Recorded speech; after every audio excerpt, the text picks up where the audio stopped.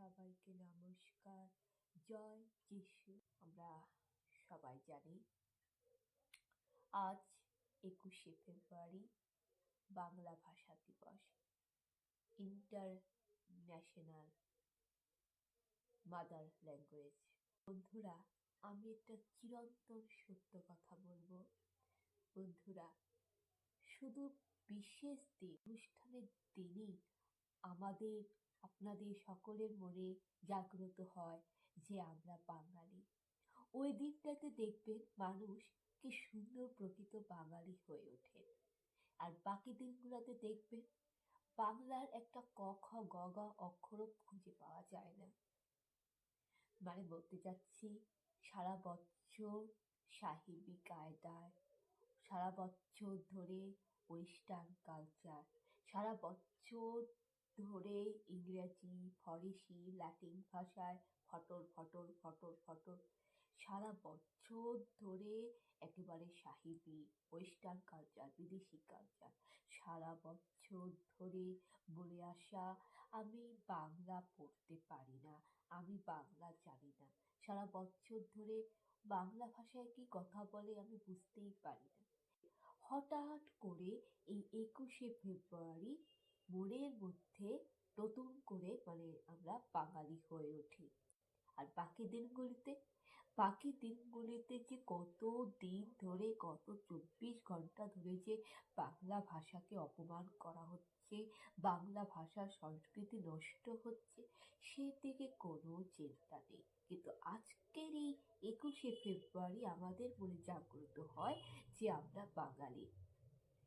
আমরা আমাদের নিজস্ব মাতৃভাষা যেটাই থাকুক না কেন, কারো মাতৃভাষা রয়েছে পাঞ্জাবি, কারো মাতৃভাষা রয়েছে নেপালি, কারো মাতৃভাষা রয়েছে মারাঠি, কারো মাতৃভাষা রয়েছে আদিবাসী ওরাও, কারো মাতৃভাষা রয়েছে প্রকৃত রাঢ় বাংলার বাঙালি ভাষা।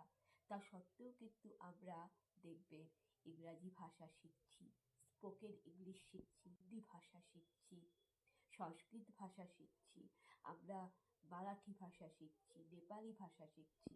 আর যে সমস্ত আমাদের বাঙালি রয়েছে তাদের মধ্যে কেউ কেউ বিদেশে থাকে, বিদেশে গিয়েও কেউ কেউ ভারতীয় হয়েও ল্যাটিন ভাষা, ফরাসি ভাষা শিখছে।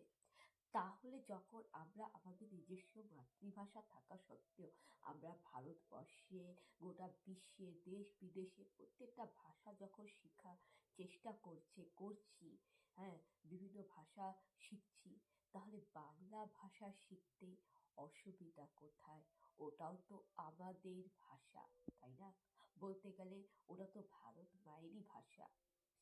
কিন্তু বন্ধুরা, আরো একটি চিরন্তন সত্য কথা বলি, এই যে হিন্দি ভাষাকে রাষ্ট্রভাষা বলে আমরা মনে করি, হিন্দি ভাষা হচ্ছে ভারতের 1 নম্বর ভাষা, অর্থাৎ প্রথম ভাষা। কিন্তু হিন্দি ভাষার পরে দ্বিতীয়, সেকেন্ড নম্বরে রয়েছে কিন্তু আমাদের বাংলা ভাষা। অর্থাৎ ভারতের জাতীয় ভাষা যদি হিন্দি হয়, তাহলে ভারতের দ্বিতীয় প্রধান ভাষা কিন্তু বাংলা ভাষা রয়েছে।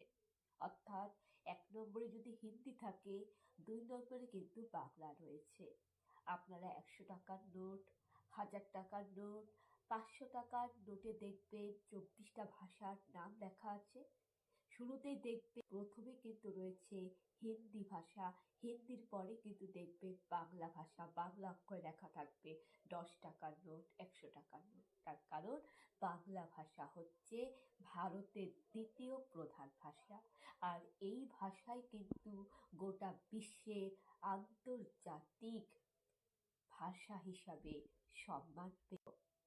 বন্ধুরা, আরো একটি চিরন্তন সত্য কথা আমি যুক্তি দিয়ে বলি, ভারতবর্ষে কিন্তু কোনোভাবেই বাংলা ভাষার জন্য আন্দোলন করতে হয়নি। ভারতবর্ষে কিন্তু কোনো ছাত্রছাত্রী, বিশেষ করে আমাদের পশ্চিমবঙ্গে বাংলা ভাষাকে সরকারি ভাষা, রাষ্ট্রভাষার স্বীকৃতি দিতে কিন্তু বাংলা ভাষার জন্য কিন্তু আন্দোলন, যুদ্ধ করতে হয়নি। কিন্তু তার কারণ বাংলা ভাষার আন্দোলন হয়েছিল বিদেশে, অর্থাৎ বাংলাদেশে। বাংলাদেশ কিন্তু বিদেশ, বাংলাদেশ হচ্ছে বিদেশ। আর পশ্চিমবঙ্গ বাংলা ভূমি হলেও পশ্চিমবঙ্গ ভারতের রাজ্য।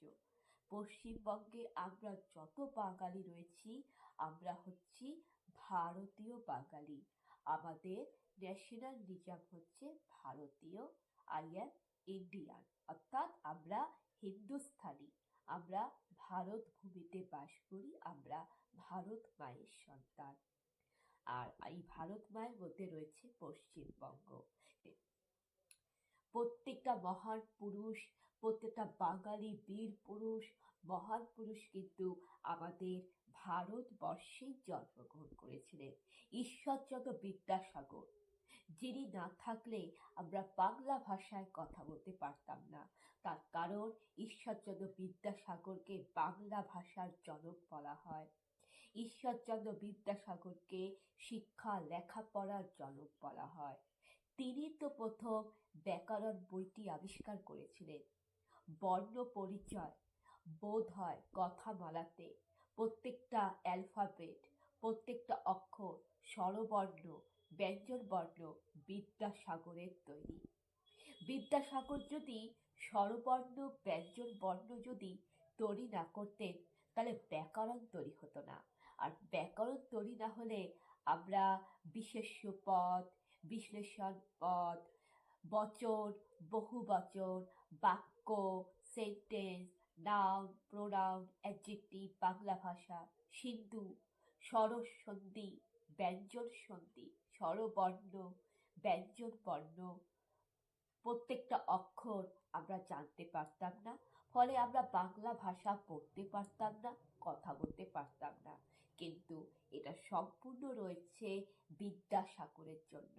আর সেই বিদ্যাসাগর যার হাত ধরে বাংলা ভাষা এগিয়ে গেছে, সেই বিদ্যাসাগর যিনি বাংলা ভাষা জানার জন্য বাংলা ভাষার লিপি, বাংলা ভাষার ব্যাকরণ, স্বরবর্ণ, ব্যঞ্জনবর্ণ, বর্ণ পরিচয়, বোধ হয় কথামালা বইটি লিখেছিলেন, বাংলা ভাষার ব্যাকরণ, লেখাপড়া, শিক্ষা প্রসার করেছিলেন, যার মাধ্যমে বাংলা ভাষা শিখতে পারছি, সেই বিদ্যাসাগর ভারতেই জন্মগ্রহণ করেছিলেন।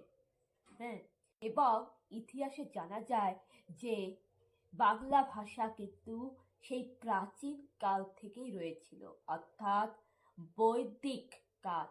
সেই বৈদিক কাল, বৈদিক যুগের কথা বলছি, যে সময় ভারতে মোগল বাবরদের শাসন ছিল না, যে সময় ব্রিটিশ সাম্রাজ্য ছিল না, যে সময় পর্তুগিজ ফরাসি সাম্রাজ্য ছিল না, যে সময় কিনা একদম প্রাচীন কালের কথা বলছি আমি, ইতিহাসের সেই বহু যুগ পুরাতন কথা বলছি, যখন বৈদিক যুগ এসেছে, ওই সময় থেকেই কিন্তু বাংলা ভাষার প্রচলন ছিল। তখন তো ভারতবর্ষের তো পূর্ব নাম ছিল যেমন হস্তিনাপুর, ইন্দ্রপ্রস্থ, মগধ, পাটলিপুত্র, সুরাট, মহীশূর, তাই না? তখন বাংলা ভাষার একটা পশ্চিমবঙ্গের ছিল না, তখন পশ্চিমবঙ্গ নামকরণ ছিল না, তখন বাংলা ভূমি ছিল, অঙ্গরাজ্য ছিল। তো ওখানে কিন্তু ইতিহাসে জানা যায় যে সেই সময় থেকে কিন্তু বাংলা ভাষার থেকে শুরু করে মোগল যুগেও কিন্তু বাংলা ভাষার প্রচলন ছিল।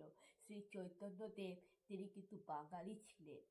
আর শ্রী চৈতন্যদেবের আমলেই কিন্তু মোগল সম্রাটদের শাসনকাল ছিল।